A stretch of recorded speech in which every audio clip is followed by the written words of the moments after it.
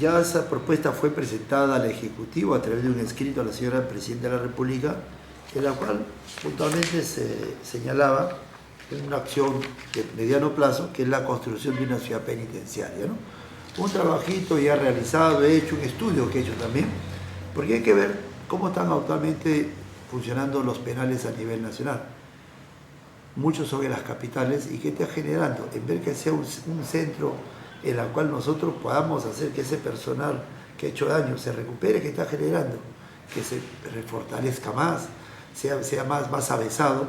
Entonces yo creo que hay que aplicar medidas más radicales. Por eso vino la propuesta de lo que es la creación de la ciudad penitenciaria arriba de 5.000 metros sobre el nivel de mar. Y uno de los puntos que señalé podría ser en la zona de Ananea, a la falda de la Rinconada, es donde está ubicada la ciudad más alta del mundo, y con 3 anillos muy importantes.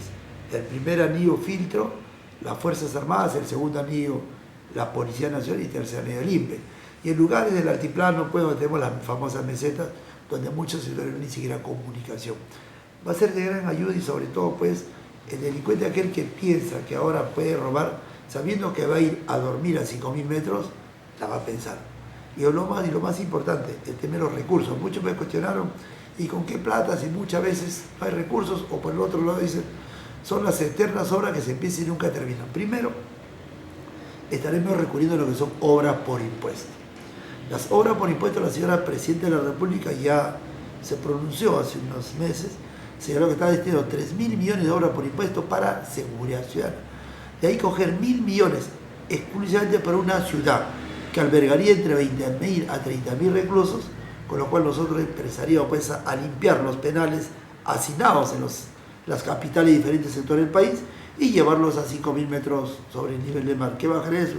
Una percepción muy importante de la población, de saber, pues, que muchas veces te afectan a tu familia, matan a un familiar, te roban y lo llevan a los penales, y pues están saliendo y nuevamente hacen sus fechorías.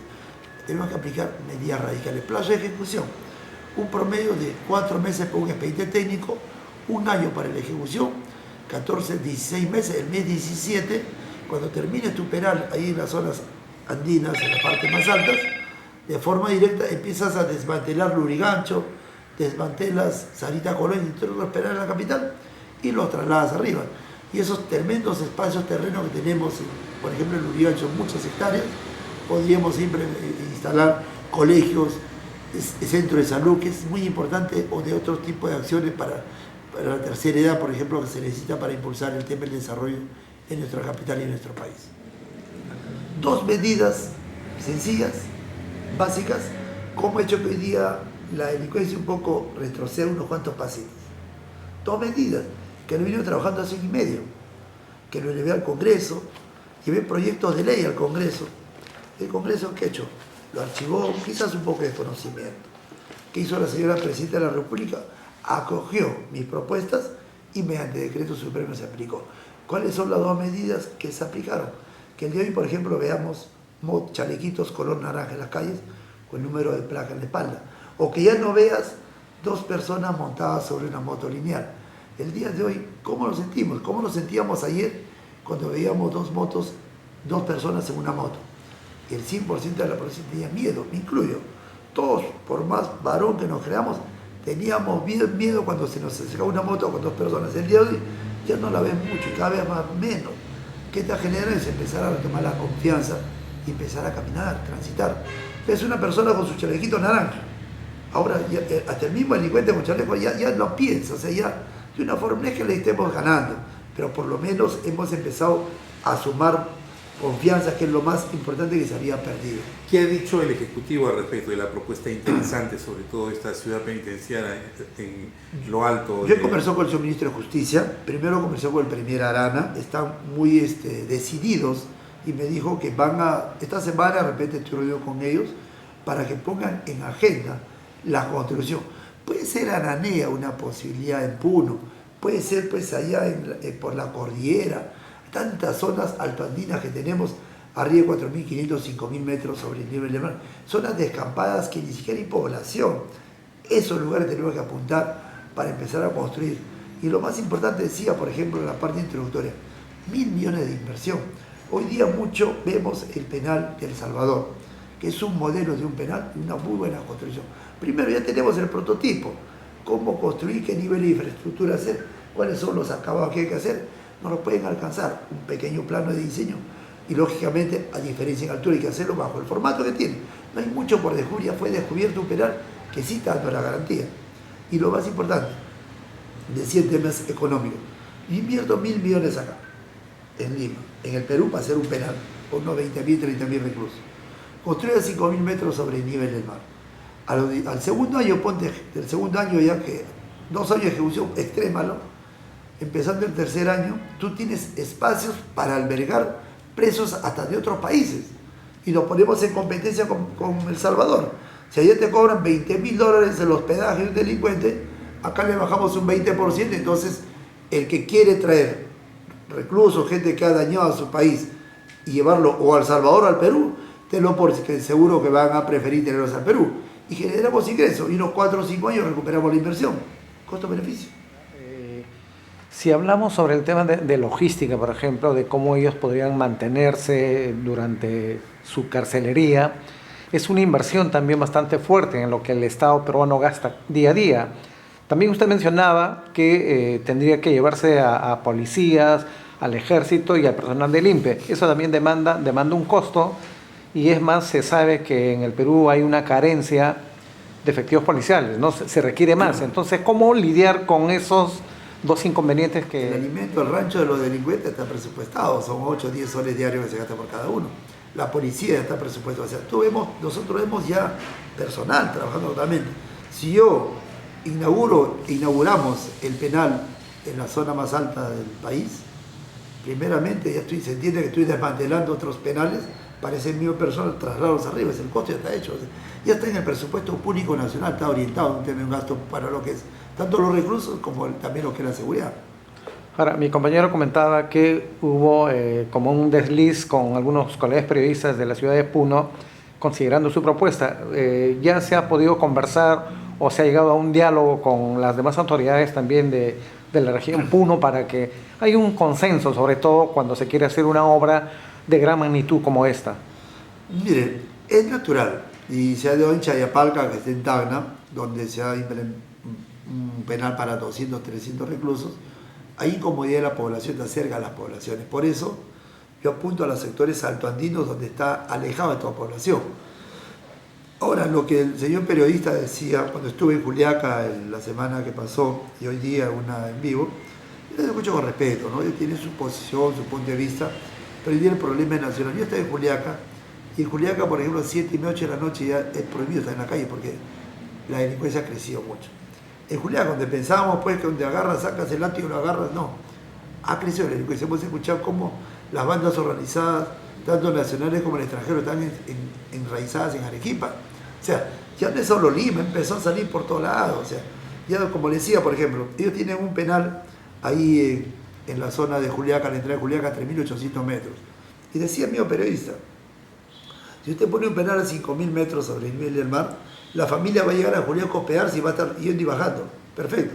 Pues si ese delincuente que está en Juliaca lo pones a 5.000 metros, va a seguir delinquiendo, donde sabe que el nivel de saturación es 61, los ritmos cardíacos están sobre el 92. O sea, ahí lo van a pensar. Por eso, si nosotros no aplicamos medidas radicales, no vamos a cambiar esto. Y segundo, no estamos yendo contra los derechos humanos, porque ahí existe cercanamente a nivel, hay población.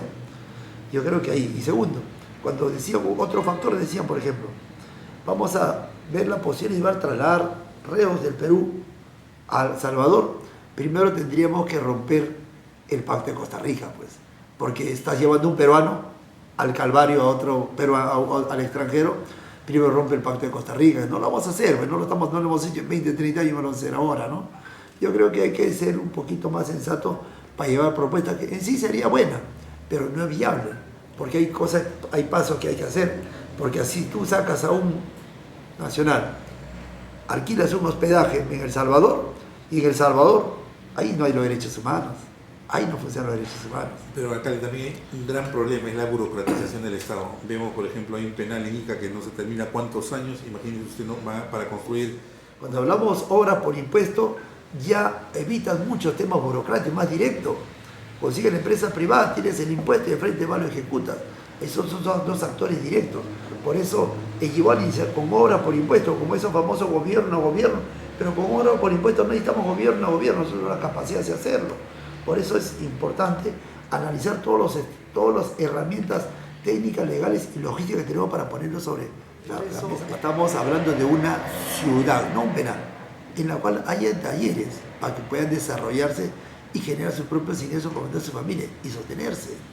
Lógicamente, pues a 5.000 metros cuadrados, tu ritmo también no es el mismo cuando estés en la costa, o sea, tu movimiento de por sí baja totalmente. Incluso hasta el rancho va a disminuir porque pierdes el apetito arriba, o sea, hay muchos factores que van contra la misma integridad, pero tiene que pagar su culpa, pues no puede ser premiado meter 50, después que te matan a alguien, lo premian según un penal como tipo 5 estrellas, y eso no se merece, pues. Hay que ser radicales y firmes para enfrentar la delincuencia. Ahora, los grupos de derechos humanos también podrían protestar en el sentido de que los familiares no podrían llegar con la misma prontitud o facilidad hacia estos lugares que son un poco inaccesibles. Usted lo ha comentado, que están casi extremo, en un desierto, ¿no? Pero Víctor, ahí primeramente no estamos yendo contra los derechos humanos. Si no hubiera población a esa altura, diríamos no estamos llevándola a la Siberia, por si acaso. Parecería la Siberia, venir a la Siberia. Yo creo que los derechos humanos están contemplados. Yo he hecho un estudio previo, antes de sacar una propuesta, contemplando lo viable. Si tendría que ir primero a la Corte de Costa Rica, sería posible nunca salir, pues. Si sabemos que hay población, en Juliaca hay población, Ganaré hay población, en Arrinconá hay población, ¿por qué no llevar a otra población penitenciaria? ¿Cuál es el delito? ¿Y por qué los derechos humanos no están ahí en Anané al día de hoy y decir que no pueden vivir y vive gente? Hay muchos turistas que llegan ahí. ¿Por qué? Y hay los derechos humanos están contemplados en eso. Definitivamente. ¿Quiénes podrían estar ahí en ese penal? Extorsiones, sicariatos, homicidios, ¿no? Robos agravados, ¿no? Yo creo que lo más... Ya los delitos están tipificados ya sobre niveles de gravedad. Como reitero, no vamos a estar llevando ahí pues una persona que no cumple con el alimento, lo vas a doblemente castigar. Por encima que no trabaja para llevar plata a la casa. No cumple porque atropelló a una persona, ya hasta lo digo hasta la muerte.